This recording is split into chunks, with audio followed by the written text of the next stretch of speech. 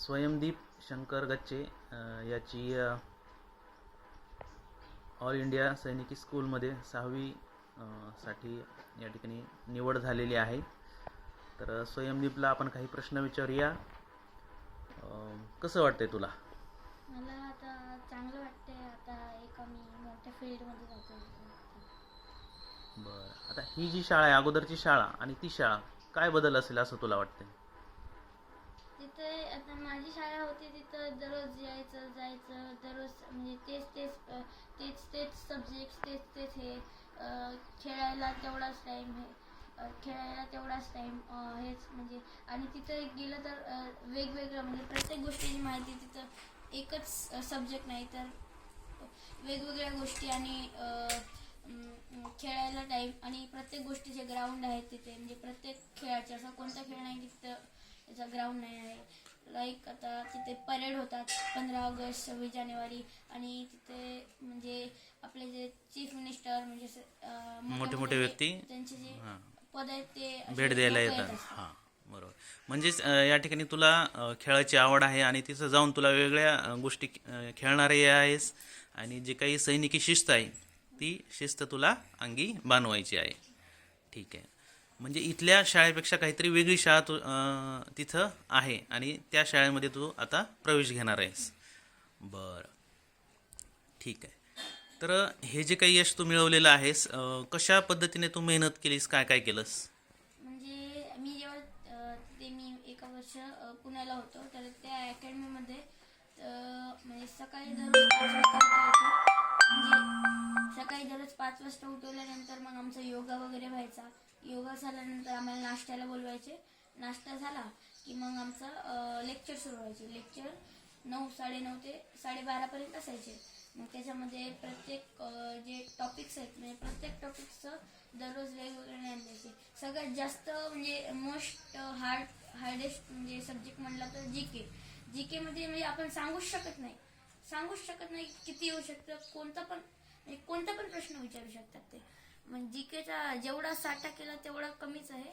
मग तिथे सगळ्यात जास्त तर जी केचंच आमचं व्हायचं. जी के, मॅथ्स, मराठी आणि IT हे 4 विषय होते. 4 विषयावर ती एक्झाम होते. तर मग 1 वर्ष मी तिथं म्हणजे दररोजच आमचं तेच असायचं. मग आमचं सगळं झालं की मग रात्री आम्हाला 9, 9:30 ते 10:30 1 तास सेल्फ स्टडी असायची. स्वतःहून आम्ही जे काही केलं सकाळपासून ते रात्री रिव्हिजन करायचं, नाहीतर काही नवीन सोडवायचं.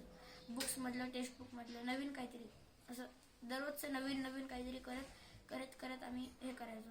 आम्ही काय करायचो, आमचा 2-3 ग्रुप होता. तर आम्ही वेगवेगळ्या पुस्तकांना ट्रिक्स शोधायचो आणि त्या ट्रिक्सवरची गणितं करायचो. तर मग आम्ही अशा बऱ्याच ट्रिक्स शोधल्या होत्या, ते नोटबुकमध्ये लिहिल्या होत्या. तर त्या ट्रिकमधला एक प्रश्न आलता आम्हाला सैनिकी स्कूलला. तर ते म्हणजे क्वेश्चन होता असा की असं कोणतं म्हणजे सेल्सिअस आहे आणि फॅरेनहाइट आहे ते दोन्ही याला सेम असतं.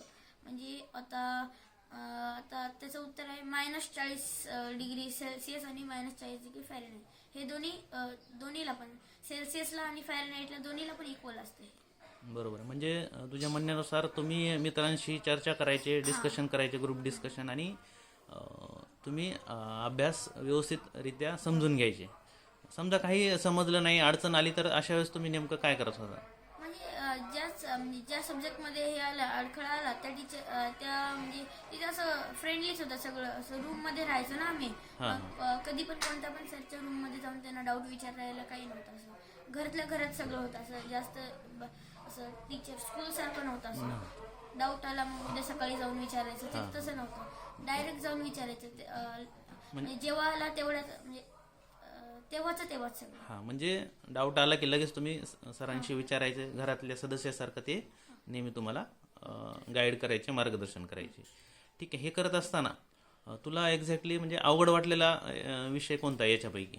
अवघड सर्वांनाच असा अवघड वाटतो तर जीकेच होता. जीकेच होता. बरं, सगळ्यात इझी तुला कुठला गेला?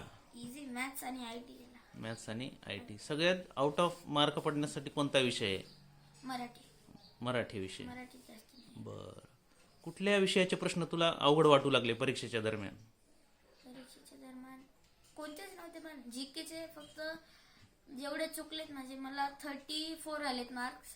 तर माझे टोटल गेले 16 मार्क्स गेले. त्याच्यापैकीच ते 7-8 प्रश्न होते, ते 8 किंवा 6 त्याच्यातले 7-8 प्रश्न अवघड वाटले. आहे. तेवढेच चुकलेत माझे. बरं, तुझ्या मित्रांना तुला काहीतरी संदेश द्यायचा आहे, कशा पद्धतीने अभ्यास करणार आहेस, काय थोडक्यात सांगशील?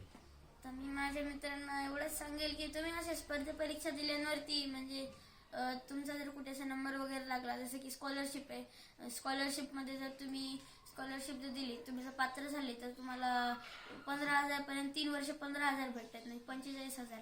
तर म्हणजे तुम्ही फक्त नेमकी परीक्षा दिल्यावर तुम्हाला पैसे भेटतात. तर मग स्पर्धा परीक्षांचं लेवल किती आहे विचार करा तुम्ही. बरं, ठीक आहे. आता तू समजा सैनिकी स्कूलमध्ये प्रवेश घेणार आहेस, तिथं जाऊन तुला नेमकं पुढं काय बनायचं आहे? तर मी आता तिथं 6वीला गेलो तर 12वी पर्यंत तिथे राहणार. 12वी नंतर मग जेव्हा मी घरी येणार तेव्हा घरी मी UPSC करणार. UPSCला 4 का 5 अटेम्प्ट काहीतरी असतात. 4 का 5 अटेम्प्टपैकी पहिल्या अटेम्प्टमध्येच लागायचं म्हणजे प्रयत्न करणार पूर्ण. मग UPSC क्रॅक करून मग IAS करणार. IAS तुला बनायचं आहे. ठीक आहे.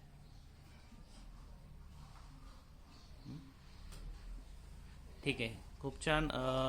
म्हणजे तुझं चांगलं स्वप्न आहे, तुला IAS बनायचं आहे आणि त्यासाठी तू आजपासूनच तयारीला लागणार आहेस. जे काही वर्तमानपत्र असतील, मासिकं असतील, जनरल नॉलेज असेल, हे सगळं तू आजपासून अभ्यास करायला सुरू करणार आहेस. म्हणजे आतापासूनच ते स्वप्न तू तुझ्या डोळ्यांसमोर आहे आणि त्याला अनुसरून तू मार्गक्रमण करणार आहेस.